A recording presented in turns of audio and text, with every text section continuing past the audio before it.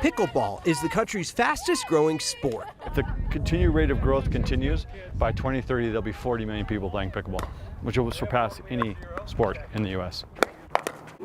Spend an hour in this court in Congress Park, it'll be easy to tell. This is a crazy amount of people for a Thursday morning. This is a light day. It's busy. Busy and noisy. The paddles that we use are carbon fiber, and the ball, it just has a 71 decibel sound.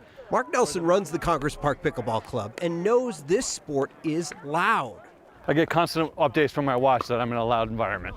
You don't have to tell the people who live here either. It's just a very percussive sound. You can't ignore it. Betsy Roomley lives way down the block and still hears it. It's just a pinging, and it's just constant from, about mid-morning to at night. Last night I heard it right before going to bed. Betsy and a group of her neighbors have complained to the city for a while now.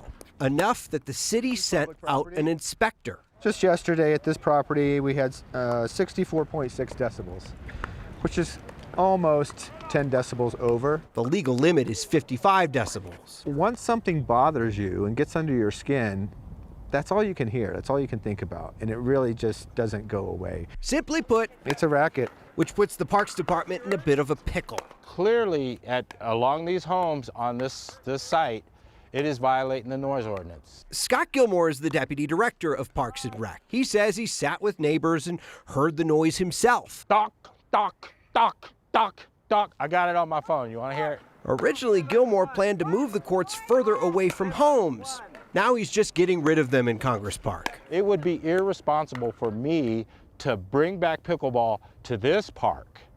But let's find the right park to put pickleball so pickleballers can have their own space. It could take years to find and build the right spot, leaving Nelson and his fellow pickleballers without some options. It's not going to stop. We're going to play.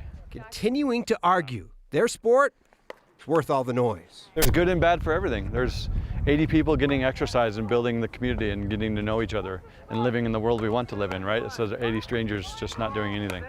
I feel like there's a non-zero chance that somebody changed themselves to a fence. Like, they seem really, really intense about this.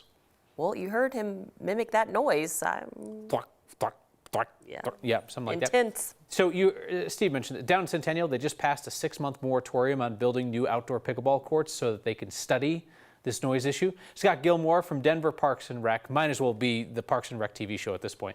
But Scott Gilmore from Denver Parks and Rec says the guidance that he's received is to keep pickleball 500 feet away from homes. Is that far enough? Looks like it's an oil drilling, right? I mean, like that's what we're talking about. Okay, all right.